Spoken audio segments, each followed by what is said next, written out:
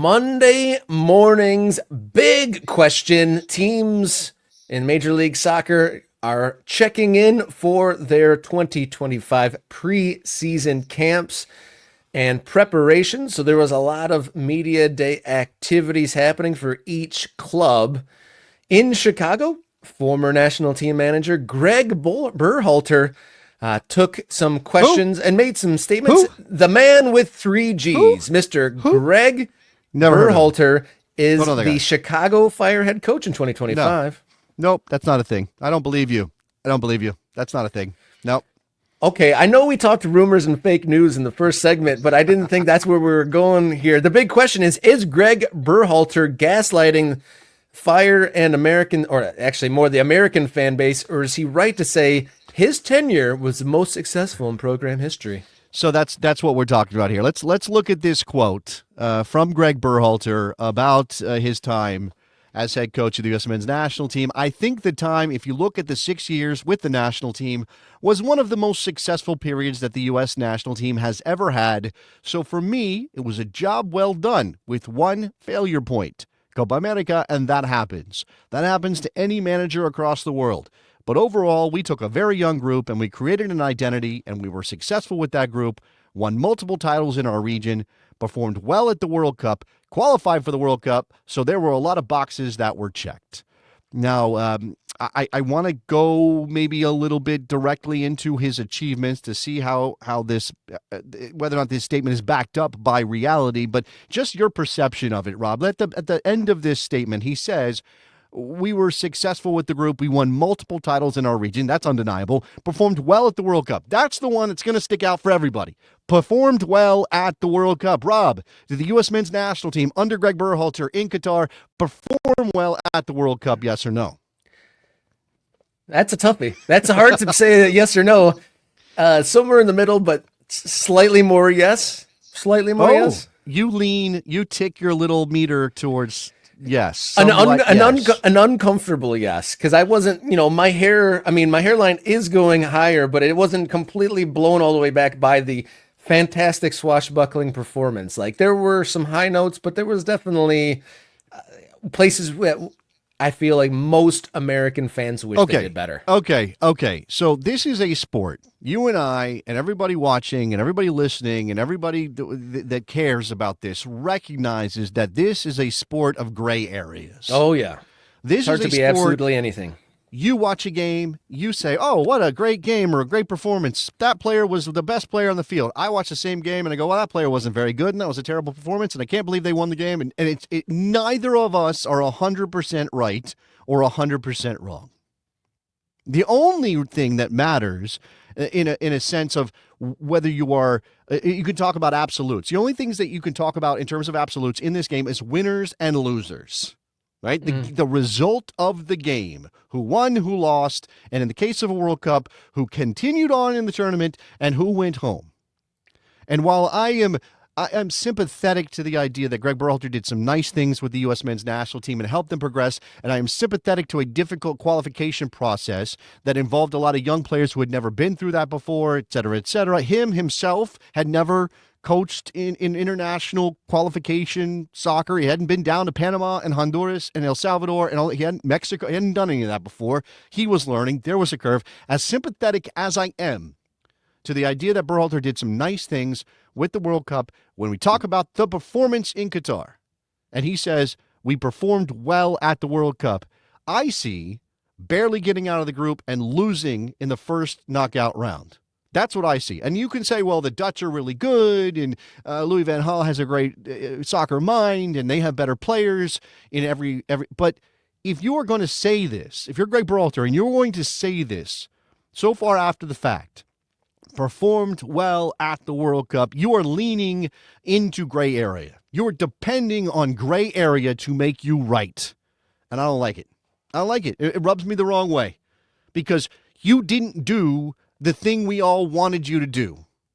And I suppose you could argue the expectations were too high, but you took the job and you wanted to achieve things, right? And you said you were going to make an effort to go. It wasn't, the goal at the World Cup was not to get out of the group and lose in the first round. At least it shouldn't have been. And if it was, That's a defeatist mentality, and I don't like that either. So are you saying, oh, it's okay because that's as far as I thought we were going to get? What the hell what are you doing this job for if you don't want to win every game you play? And I know Gregg Berhalter does want to win every game he plays. I think he does. I just don't like this. I don't know if that it's gaslighting, but it is certainly a little bit of leaning into subjectivity. And I don't know that you can live there if you're a Berhalter at this point. Yeah, maybe not gaslighting, but rewriting history with a very positive, sparkly brush. Because you kind of painted it well. Like there were some upsides, some downsides. Would you say that there's a lot more fans of soccer in America because of their performance that they had in Qatar? No. No, I wouldn't say so. Like, and there was a couple like one step forward, one step back. Like they could have had a win against Wales, but they, had the silly penalty and they tied that game. And so, and then so they had to push themselves too hard in that third group stage game to get out of the group. Yeah. So they flirted with absolute, like, I put lukewarm leaning yes, but they were very close to a very black and white there. The margins are small, right? This is why I talk about if you're going to talk about things like that, you have to talk in absolutes. And the only place we can talk about absolutes is winning and losing. And in the case of the group stage, drawing, obviously. Right? Because you can't, if you're going to say, well, we played well, but we lost, nobody cares. Who cares if you played well, if you lost the games? I'm not in a place now as an American soccer fan where I care that the rest of the world thinks we did okay. I don't want to be patted on the head anymore as a fan, Robert, as an American soccer supporter. I don't want this to be, well, you did a good job, Yank. You didn't make it very far, but you played some nice football. No, screw you. I want to win the game. And Greg, did you win the game? Did you beat the Dutch? Did you mishandle your team so that you were gassed when you went into that round of 16 matchup against the Dutch? And you had Tyler Adams unable to cover the ground and stop those Dutch attacks that led to the goals that Memphis Depay scored. Like, why are we not? Gregg Berhalter, I understand. He's got an ego. He's taken on a new job. He's probably still hurting from what happened with the U.S. men's national team. But don't tell me that you performed well at the World Cup when everybody can see how that played out, right? It's not that they were a disaster. It's not that they were an absolute failure. And that's a lot of gray area too. But don't say we performed well when for me the word well should be winning knockout round soccer matches. You hit your goals if you hit your goals at a very modest level for success. It's like I can, get a good grade on 60% of my assignments at school doesn't necessarily mean I'm an outstanding student. Look, right? Look, if my kid comes home and says, "Dad, I got a 75." Oh, that's a C. Okay. He was 100% correct on 75% of his answers. Would I say then, "Oh, you performed well this semester"? Hell no, I'm not going to say you performed well. I'm going to say you did okay. It was mediocre at best, and I don't know. Can I expect a human being when answering this question to say, well, I thought my time was okay, or we had some mediocre performances, and we were pretty mediocre at the World Cup. C'est la vie. Like, I don't know that I can expect that, especially when he does at least have some. He's got some room. Just a little bit of room to make the argument that they performed well. And again, a lot of the headlines coming out of that World Cup after the loss to the Dutch were things like, oh, the rest of the world thought the Americans played a very unique, nice brand of soccer or whatever. And this is coach, backing up coach, that mutual admiration society that exists in certain coaching circles. And I think Berhalter, he felt emboldened by that. I think he felt built up by that he had done something with the national team that got the attention of some very good European soccer minds. But again, why are we chasing their admiration? Why are we chasing their approval when what we care about is winning matches?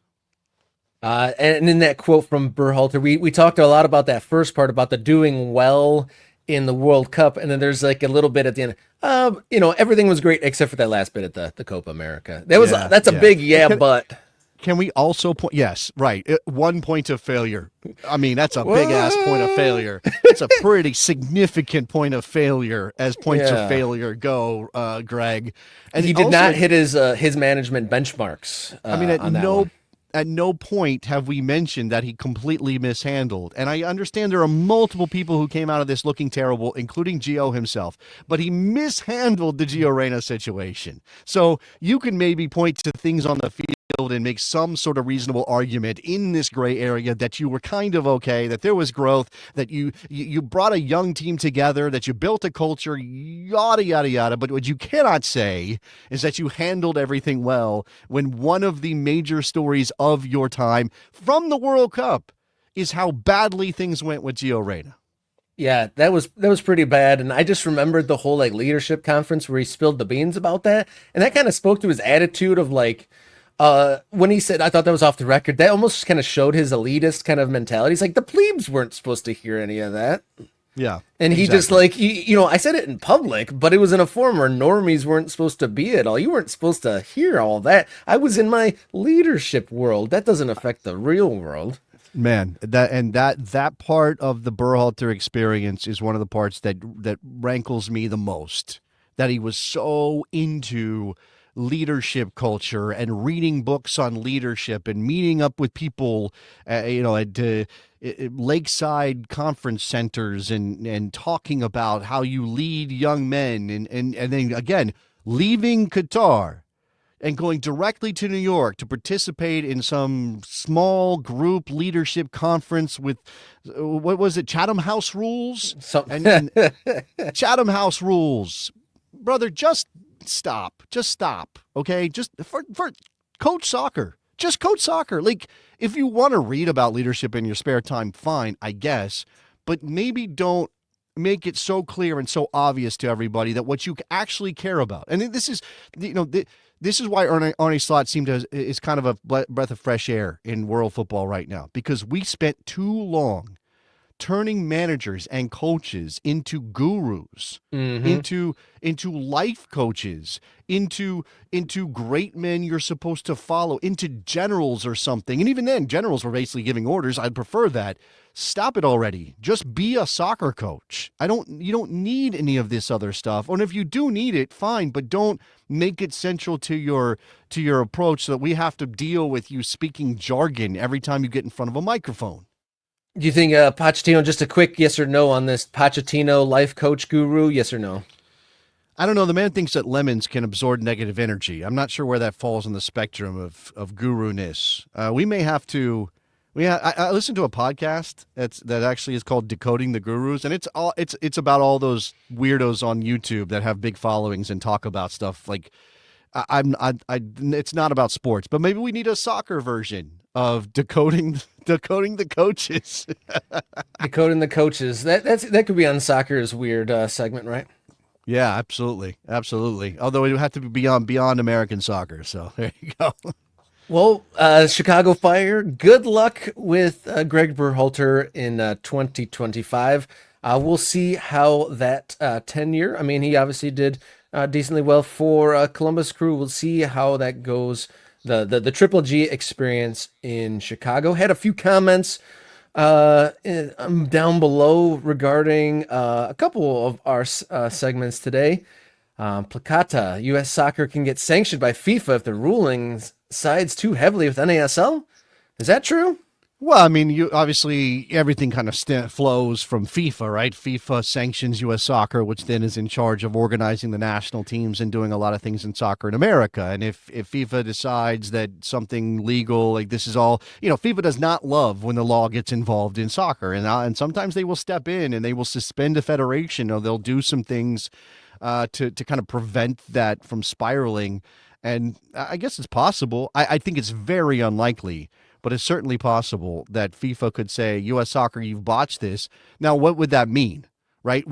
Can we conceive of a world in which the U.S. Soccer Federation loses their sanctioning from FIFA and a new organization has to form and then lobby FIFA to be sanctioned as the organizing body of American soccer? I guess that's possible, sort of an alternative federation. I'm not sure if we necessarily can imagine that would be better than what we have right now, but I suppose it's possible. But with the people involved, you look at who the power players are. I mean, is Gianni Infantino going to reverse course and change his inside group? I mean, him and Sunil, and there's a few of those folks, have many interests in common and whatnot. So even if they did get desanctioned, you'd almost think that maybe the same people would be involved in the next iteration anyway. Could be. And then Mike Thomas, thank you for tuning in each and every show, Mike. He kind of has a expletive-laden comment. How did the union F up enough to get a registration ban? And that one I don't know. Do you know what he's referring to there? There's a reason I didn't put that comment on the screen, right? Because I don't have enough information to talk about it. So we'll return to that. And there's a few other good comments, but one from Placata Berhalter is a singular guru with a following of 0. Ooh, which is its own kind of pathetic. Harsh words from Placata in the comments. Thank you for tuning in and following along once again here on Morning Kick Round. If you haven't already, hit up subscribe button. Let's get to 500. We might just do it today. Social media at MKickaround on X, Instagram, and Blue Sky. And then if you want to write us a note, morningkickaround@gmail.com.